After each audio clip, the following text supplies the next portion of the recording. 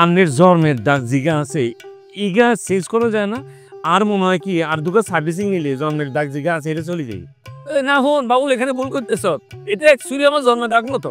এটা হয়েছে কি আমার জাহাজের কাপড়া এতে একদিন থার্ড গিয়ারে আসিল, তো হঠাৎ করে ব্রেক করছে, তো ব্রেক করার লগে লগে আমি একে উড়ি 30 মাসের কন্টেনারের লগে এর কোয়ালে বাড়ি খেয়েছি বুঝতে আজ রক্ত লাগে সিঙ্কিনারি বুঝছি আর হুলিও গেছে বলে এই সময় মলম মারছিলাম, মলমে কাজ হয় না, ওই ডাক্তার হয়ে গেছে।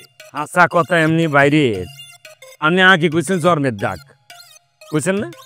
আমি কছিলাম আর তো মনে করেন না, এই আমি কোন সময় কইছিলাম এটা কি হয়েছিস হিজে না কবি 100% বলছি 100%।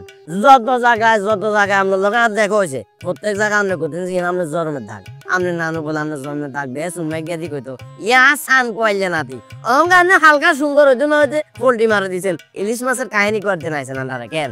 শোনেন একটা কথা কই, আমার মনে আছে তুই হলাস্টিক সার্জারি কথা কইছিলি কেন? ভাইয়া তখনই সে বলছে জন্মের দাগ চেঞ্জ করার দরকার নাই। বলছেন আপনি ভাই আপনার একটা কথা কই, ওই ব্যাক মানুষের ভালোবাসা এই যে সাদা হয়ে গেছেন কেন, আবার অভিশাপ রই দেখবেন যে কালা হয়ে গেছেন ফট করি। দরকার হচ্ছে কোন আরে ওই সেরে বাবু তোরা আজ জন্ম দাগ হরি লইছ আরে তুই যে কর আজ জন্ম দাগ তুই এই সময় জন্ম হয়েছে তুই আই হেঁটে চিন্তা করি ওটা লেখা আসিলি তুই বলা আপনি উল্টা সিধা বুঝায় না, আপনি মিশা কথা কইছেন স্বীকার করেন।